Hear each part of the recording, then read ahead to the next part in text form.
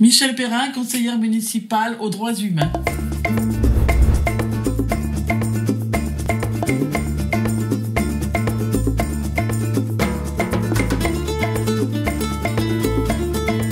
Mon parcours professionnel, bon, je suis tourangelle, je suis née entre Tours et Poitiers, où j'ai passé mon CAP d'institutrice à Tours. Puis je suis partie près de Barcelone, j'ai été directrice et conseillère pédagogique dans une école française tout près de Barcelone pendant 8 ans. Puis j'ai traversé la péninsule ibérique pour faire 2 ans à l'école française de Porto au Portugal. Et je suis arrivée sur la Côte d'Azur, pour des raisons personnelles, en 1984. Et en 1986, j'ai eu un poste d'enseignante à l'école Font-Bertrand du village. Et j'ai terminé donc 26 ans d'institutrice puis professeure des écoles à Villeneuve-Loubet. J'ai terminé, j'ai pris ma retraite à l'école des Plans. Et voilà.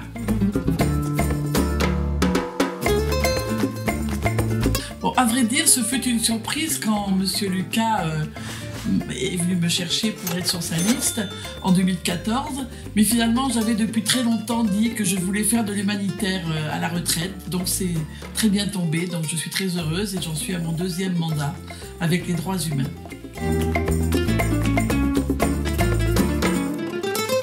Bon, mon implication, elle est il y a beaucoup de manifestations pour l'action humanitaire. Vous avez donc évidemment Vive le Tibet libre, qui est une grande manifestation, mais aussi le SIDAction, le Téléthon, Villeneuve Africa. Il y a aussi les actions ponctuelles comme les inondations, comme le Népal à l'époque. Et il y a aussi l'intégration d'une famille irakienne en 2014 que l'on suit toujours. Au premier mandat en 2014, j'avais la délégation des actions humanitaires. Cette fois-ci, en 2020, donc ça a changé, c'est Madame Lebrun, Crescence, qui a la délégation des actions humanitaires, et moi j'ai celle des droits humains. Bon, évidemment, c'est presque pareil, c'est complémentaire, je dirais, on va travailler ensemble, mais les droits humains, c'est surtout valoriser au sein des actions humanitaires les droits fondamentaux des êtres humains, et ça c'est très très important. Il n'y a pas de projet essentiel. Pour moi, tous les projets que l'on a montés grâce à M. Lucas sont importants, même si l'importance au niveau population n'est pas la même. Le SIDAction, nous sommes ville engagée contre le sida, c'est très important.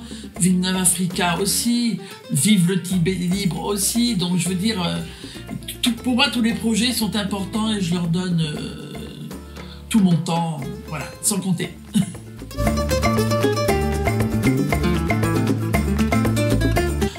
Il y a 4 choses qui me lient à Villeneuve-Loubet. D'abord, 26 ans d'enseignement, j'ai connu beaucoup d'enfants et beaucoup de parents, des enfants qui sont maintenant adultes.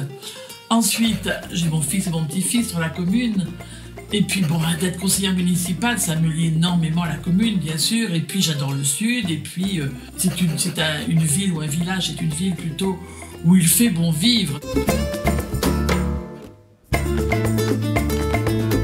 Mes centres d'intérêt, bon, c'est les voyages, c'est la lecture, c'est le cinéma et c'est aussi l'être humain. J'aime les gens, j'aime papoter, j'aime les amis. Et puis je voulais vraiment vous dire que dans ma délégation, on donne beaucoup, c'est vrai, mais on reçoit beaucoup. Donc ça, c'est super.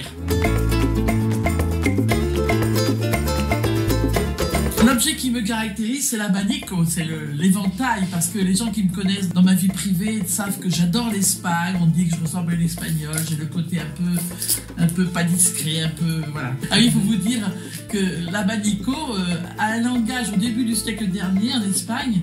Les femmes qui avaient donc l'éventail, suivant la position, ça voulait dire quelque chose. Et moi, je vous dis, j'aime Villeneuve-Loubet.